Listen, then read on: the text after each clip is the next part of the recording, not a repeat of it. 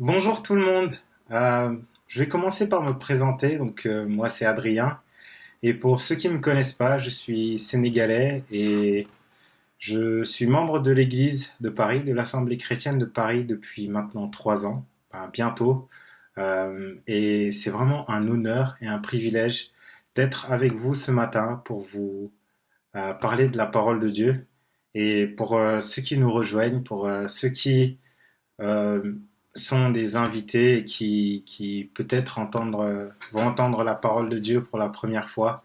Je vous souhaite la bienvenue sur cette vidéo et je suis vraiment, comme je le disais, hyper honoré de pouvoir parler de vous, du livre d'Éphésiens, parce qu'on est en train de poursuivre une série sur les clés du contentement et on est en train de lire le livre de Philippiens. Et aujourd'hui, je vais parler de Philippiens 2, des versets 12 au verset 18. Et je ne sais pas si vous vous rappelez, mais mes prédécesseurs ont donné des titres assez originaux liés au confinement. Mais maintenant qu'on est déconfiné, je peux plus trop les utiliser. Je pense que le titre d'aujourd'hui que j'ai choisi, c'est Déconfiné mais illuminé. Euh, et du coup, on va donc plonger dans le livre de Philippiens 2, des versets 12 au verset 18. Donc c'est Paul qui écrit une lettre à l'église de Philippe et il leur dit: Ainsi, mes bien-aimés, vous qui avez toujours obéi, non seulement quand j'étais présent, mais bien plus encore maintenant que je suis absent, mettez en œuvre votre salut avec crainte et profond respect. En effet, c'est Dieu qui produit en vous le vouloir et le faire pour son projet bienveillant.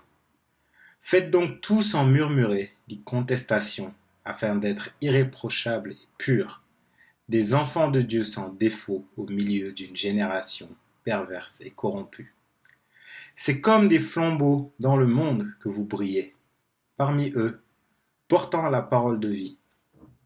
Je pourrais alors être fier le jour de Christ, de n'avoir pas couru ni travaillé pour rien. Et même si mon sang doit couler pour le sacrifice et le service de votre foi, j'en suis heureux et je me réjouis avec vous. Vous aussi soyez de même heureux et réjouissez-vous avec moi. Waouh, c'est un passage hyper inspirant.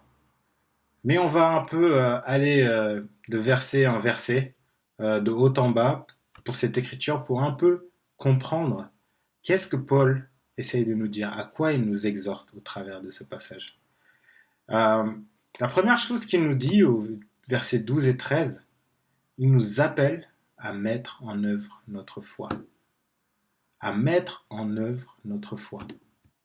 Mais c'est vrai que quand on regarde le contexte, Paul parle du fait qu'il était présent à Philippe, et effectivement, il était présent à Philippe.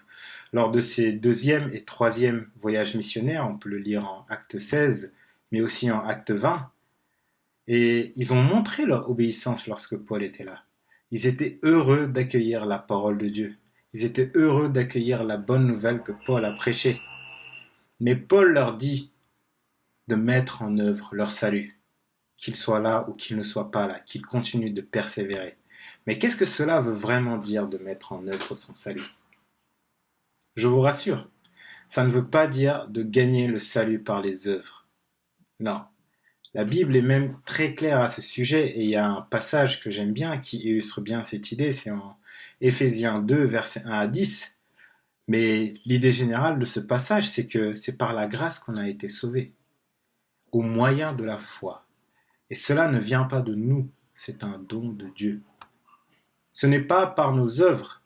Et Paul nous dit ça, Paul dit que ce n'est pas par nos œuvres pour que personne ne se vante de, de, du fait qu'il ait fait quelque chose pour mériter le salut.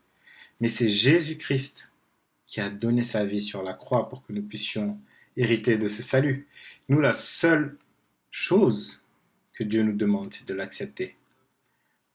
Mais ce passage ne nous invite pas à faire des œuvres qui, comment je peux le dire clairement, il ne nous invite pas à gagner notre salut par des œuvres.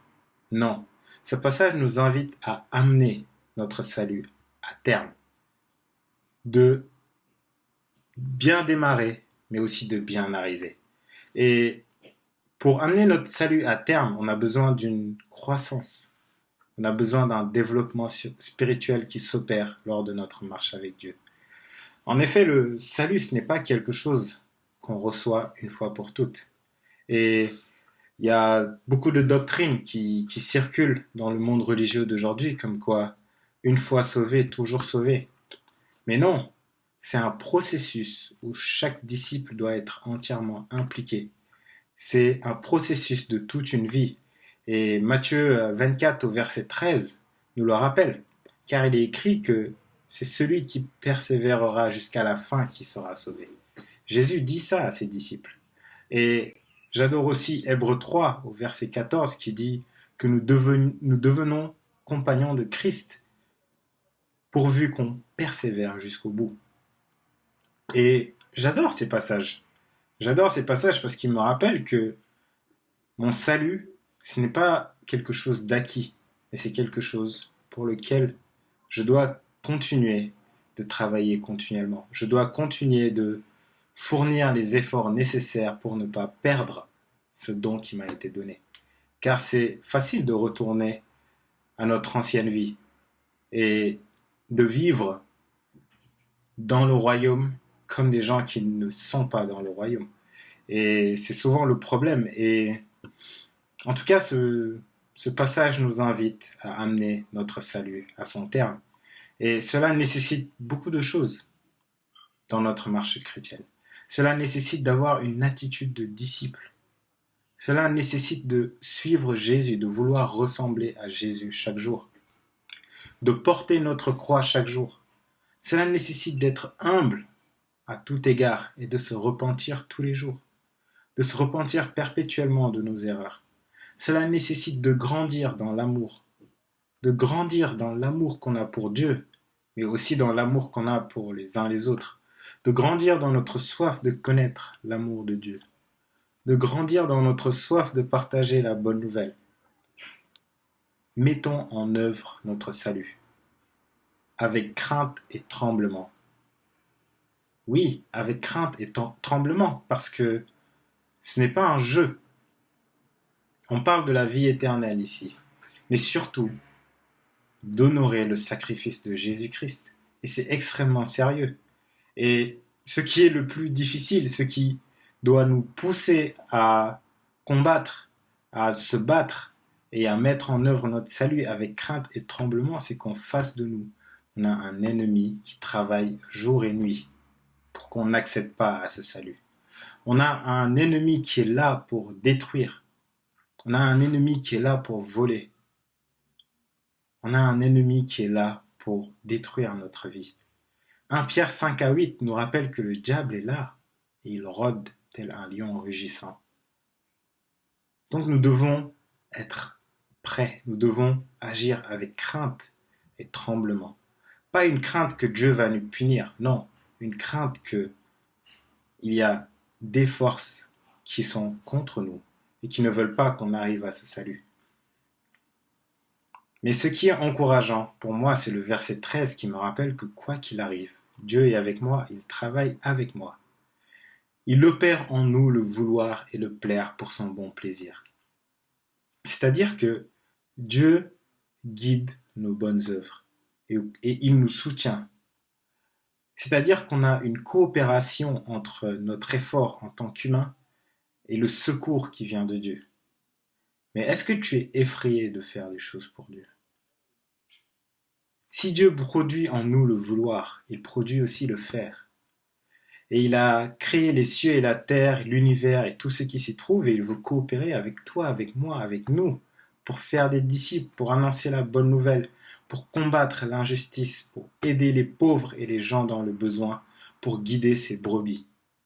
Et c'est pour ça que j'aime mon Église, car on forme un corps uni qui a pour but d'observer toutes ces choses, de faire des disciples, d'annoncer la bonne nouvelle, de combattre l'injustice, d'aider les pauvres et de guider les brebis.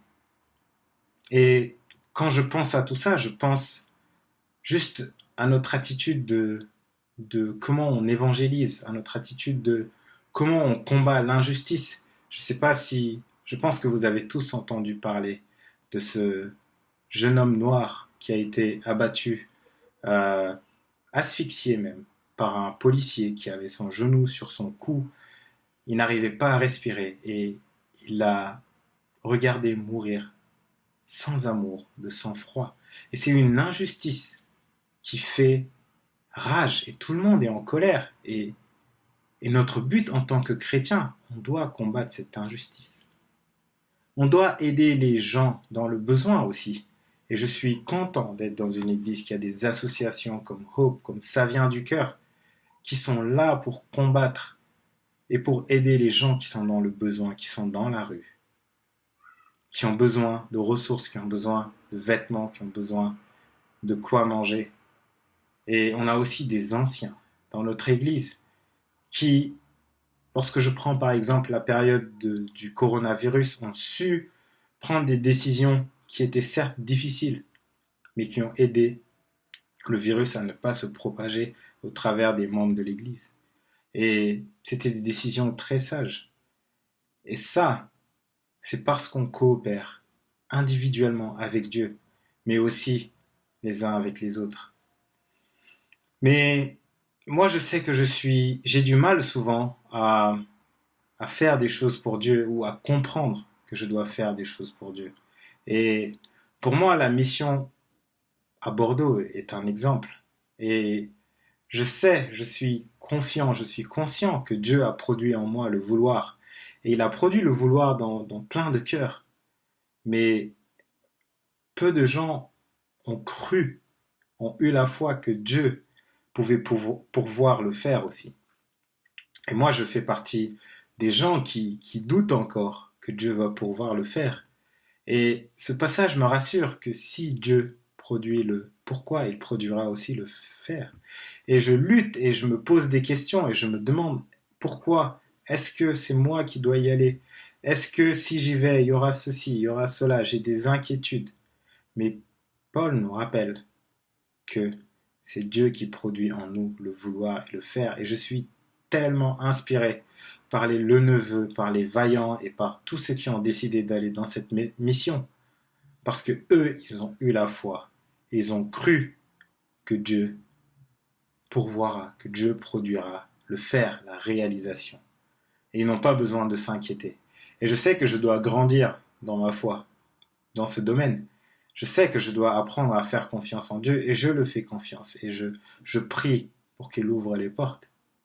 Mais je pense qu'on doit être plus confiant que Dieu veut travailler avec nous. Et qu'on doit être plus confiant du fait que nous aussi, on peut travailler pour Dieu et que Dieu est aux côtés de nous et qu'il nous épaule, car il opère le vouloir et le faire. Alors ma question c'est, qu'est-ce que tu attends pour mettre en œuvre ton salut? Mais aujourd'hui, ce qui pose problème dans notre marche avec Dieu, dans le fait d'atteindre ce salut, c'est que nous sommes une génération qui veut tout aujourd'hui, qui veut tout maintenant. On commence à vouloir imposer à Dieu notre timing. On commence à vouloir dire à Dieu ce qu'il doit faire. On commence à vouloir prendre la place de Dieu. Et cela nous mène à être en désaccord avec la parole de Dieu.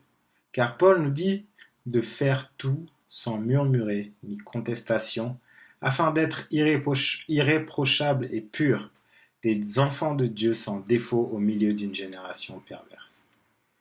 Donc ça veut dire que lorsqu'on murmure, on n'est plus des enfants de Dieu sans défaut. On n'est plus irréprochable, on n'est plus pur. On n'a plus ce désir de faire la volonté de Dieu. En fait, on est en désaccord avec la volonté de Dieu. Et on se plaint au lieu de briller. On est des enfants de Dieu dans une génération perverse et corrompue, mais on ne fait pas la différence. Et le problème, c'est qu'en étant en désaccord avec la parole de Dieu, en étant en désaccord avec sa volonté, on démontre une incrédulité qui empêche Dieu de travailler en nous. Et le fait même de se plaindre sur les projets que Dieu a établis dans nos vies, parce que Dieu a établi des projets en avance pour nous. Il a produit en nous le vouloir et le faire. Mais nous, lorsque Dieu nous donne le vouloir, on se plaint. Lorsque Dieu nous donne la vision, on se plaint. Et Paul l'explique bien en 1 Corinthiens 10, versets 6 à 10, où il parle de la plainte des Israélites. Et il nous demande de regarder ça comme une leçon.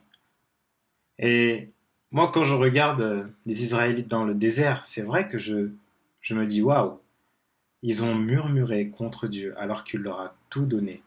Il leur a libéré de l'esclavage, il leur a sorti du désert, il leur a fait traverser la mer rouge, il leur a fait manger la manne tous les jours, il a fait pleuvoir des cailles. Mais qu'est-ce qu'ils ont fait? Ils se sont plaints, encore et encore. Et leur plainte a entraîné que les générations de 20 ans et plus qui ont murmuré contre l'Éternel ne sont pas entrés à Canaan, ne sont pas arrivés à Canaan. Et même Moïse lui-même n'est pas entré à Canaan, il l'a juste vu de loin. Et c'est vraiment incroyable de voir comment le fait de murmurer contre Dieu, le fait d'être impatient concernant les plans de Dieu peuvent être destructeurs. Et en fait, c'est nous qui retardons le projet de Dieu. Et c'est vrai que c'est difficile souvent de suivre les plans de Dieu, ok? Mais il nous dit en Ésaïe 50 que ses pensées sont supérieures que nos pensées. Et ça me fait penser à ma situation personnelle. Parce que je suis comme ces Israélites. Dieu a transformé ma vie. Il m'a sorti de l'esclavage, pas en Égypte, mais l'esclavage du péché. Et il m'a emmené dans une place où je ne pouvais jamais imaginer. Aujourd'hui, ma vie est transformée. J'ai une famille formidable. J'ai une fiancée que j'aime beaucoup. Et j'ai des amis, j'ai des frères. J'ai tout ça. Le Seigneur m'a donné toutes ces choses. Il me permet de grandir. Il me permet d'être une nouvelle créature. D'oublier mon passé. D'oublier mes péchés. Et d'être un homme renouvelé. Mais moi, je suis le premier à me plaindre. Je me plains de beaucoup de choses et je me rappelle pendant cette période de confinement qui a eu un énorme impact dans ma vie parce que pour ceux qui ne le savent pas, j'étais censé me marier dans un mois, le 26 juin. Mais aujourd'hui, ce n'est plus possible. Je vais devoir reporter parce que cette période de confinement a entraîné le fait que ça créait du retard au niveau des papiers administratifs que je devais déposer au consulat parce que tout a fermé. Et du coup, ce virus a eu un énorme impact dans ma vie, dans ma relation avec ma fiancée. Bon, on est toujours fiancés, il n'y a pas eu vraiment de problème dans la relation, mais c'est juste que nos plans, nos projets sont tombés à l'eau. Mais Dieu, le projet de Dieu est toujours là. Et j'ai commencé à développer au début de ce confinement ce sentiment de colère. Et je me demandais à Dieu, mais pourquoi moi? Pourquoi maintenant? Pourquoi tout de suite? Et j'ai commencé à me poser plein de questions et j'ai commencé à murmurer contre Dieu et à me comparer et à dire, mais pourtant, si Dieu, je fais ceci, je fais cela, comme si je méritais, comme si Dieu me devait quelque chose. Or, il y a des choses extraordinaires qui se passaient dans cette colocation, dans l'appartement où j'habite pendant ce confinement. Il y a eu tellement d'études bibliques qui ont démarré pendant ce confinement. Mon propre frère est en train d'étudier la Bible et est en train de réfléchir à l'idée d'être baptisé. Et ce sont des choses qui n'auraient pas été possibles si je n'avais pas eu autant de temps libre pendant cette période de confinement. Et Dieu a des projets. Et Dieu a toujours un projet qui dépasse ma compréhension, car ses pensées sont supérieures à mes pensées. Mais souvent, à cause de nos murmures, à cause du fait qu'on n'est pas satisfait et que nos projets ne vont pas comme on le souhaite, on murmure contre Dieu. Mais on doit être joyeux et zélé dans l'œuvre de Dieu, car on travaille avec Dieu. On travaille en coopération avec lui et pour lui. Et ça, c'est la plus grande des joies qu'on doit avoir. Donc, je pense qu'on doit arrêter de maugréer, on doit arrêter de discuter, on doit arrêter de murmurer. Comme le dit les versets 15 et 16. On doit obéir, quoi qu'il arrive. Parce que lorsque l'obéissance arrive à la perfection, elle produit la pureté. Pas une pureté qui nous rend supérieurs et qui nous rend des super-héros, mais non, c'est un pur désir de faire la volonté de Dieu. Et cette pureté de faire la volonté de Dieu, cette décision de ne plus murmurer, mais de faire tout avec zèle, de faire tout avec joie, c'est cette chose qui nous fait briller au milieu de cette génération perverse. C'est ça qui nous fait briller dans ce monde obscur. C'est ça qui nous rend différents du monde. Ce contraste qu'on crée lorsqu'on brille, ce contraste qu'on crée lorsqu'on choisit d'être différent, lorsqu'on choisit de ne pas avoir une tristesse selon les hommes, mais une tristesse selon Dieu, qui produit un changement, qui produit une repentance, qui produit des choses extraordinaires. C'est ça qui nous fait briller comme des lumières. Notre joie devient rafraîchissante. Elle redonne de l'espoir à ce monde sombre, ce monde qui est en détresse, qui est en guerre, ce monde qui a plein d'injustices. Et nous devons être une lumière dans notre amour. On doit briller. Nous devons briller dans nos relations dans l'Église. Nous devons briller dans nos relations les uns avec les autres. Car en Jean 2, il dit celui qui déteste son frère est encore dans les ténèbres. Et nous devons briller en étant dans la lumière. Nous devons briller en étant une lumière dans nos relations. Nous devons comprendre nos différences culturelles dans notre Église.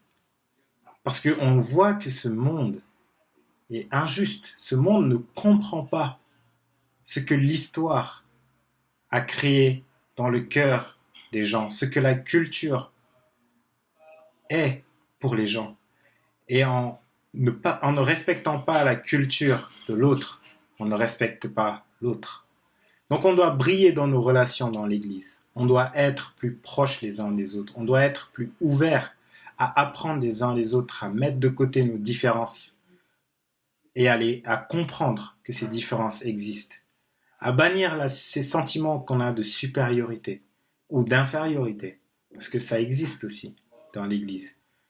On doit confronter nos propres préjugés. On doit confronter nos propres préjugés. Quelles sont les choses qu'on pense vraiment les uns les autres? On doit être de bons exemples par notre attitude. On ne doit pas laisser les injustices extérieures se manifester au milieu de nous. Non, on doit être des lumières dans notre attitude. On doit briller. On doit être un, on doit être unis. On doit être un en Jésus-Christ. Car on est tous égaux devant Dieu et on est tous égaux les uns devant les autres. On se respecte mutuellement. Et cela doit être et va être un exemple pour le monde. Oui, parce qu'on recherche la paix et la justice, on sera un exemple pour le monde autour de nous. Et les situations d'aujourd'hui le montrent. On voit tout le monde est indigné par cette injustice. Mais comment réagissons-nous en tant que disciples de Jésus face à l'injustice? Est-ce qu'on se regarde nous-mêmes? Est-ce qu'on fait une introspection de waouh, comment on peut rendre cela meilleur? Comment on peut rendre nos relations entre frères et sœurs dans l'Église meilleures afin que cela puisse être un témoignage pour le monde autour de nous? Comment devons-nous adresser l'injustice? Nous devons réfléchir à cela. Et moi, j'ai envie de briller dans ce monde obscur. Mais je n'ai pas envie de briller comme les superstars ou comme les politiques qui utilisent ces événements pour faire avancer leur campagne, qui utilisent ces événements désastreux pour se faire voir. Non, je veux briller comme Paul l'a fait, en courant et en travaillant pour que la justice soit présente, en courant et en travaillant pour que la parole de Dieu soit semée dans le cœur des hommes. Car Ces hommes qui pratiquent l'injustice n'ont clairement pas connu Dieu. Ils ont besoin de Jésus dans leur vie. Notre mission ne se limite pas à faire des disciples, mais à transformer des vies. Notre mission ne se limite pas à partager la parole de Dieu, mais à aider les gens à demeurer dans la parole, à persévérer dans la parole, à vivre selon la parole et à combattre le bon combat jusqu'au bout. Pas juste partiellement, pas juste pendant quelques années, mais jusqu'au bout. Sinon, nous aurons couru en vain. Sinon, nous aurons fait tous ces efforts en vain. Sinon, on aura travaillé pour rien. Oui, sinon nous aurons travaillé en vain. Oui, nous aurons travaillé en vain, nous aurons couru pour rien. Et Paul nous rappelle même en 1 Corinthiens 9 qu'il ne veut pas boxer en vain, boxer dans l'air. Non, c'est un athlète. Et un athlète doit combattre, doit traiter son corps durement pour arriver à son objectif, pour remporter la couronne. Et nous, on court pour une couronne qui est infaillible, qui est incorruptible. Arrêtons de courir pour rien. Oui, Jésus nous demande en Matthieu 28 d'enseigner aux disciples à obéir. Et l'obéissance, c'est ce qui nous rend purs et ce qui nous permet de finir la course.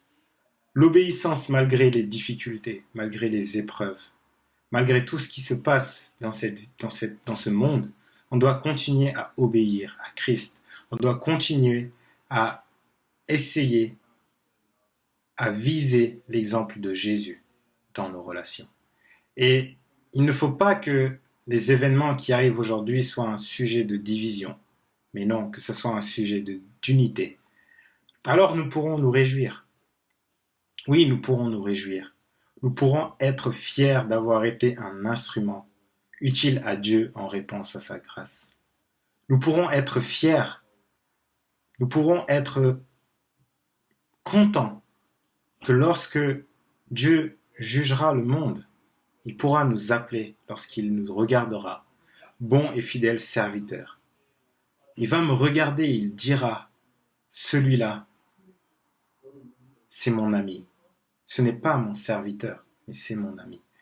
Réjouissez-vous, car cette promesse est pour vous, pour moi, pour nous. Oui, réjouissons-nous.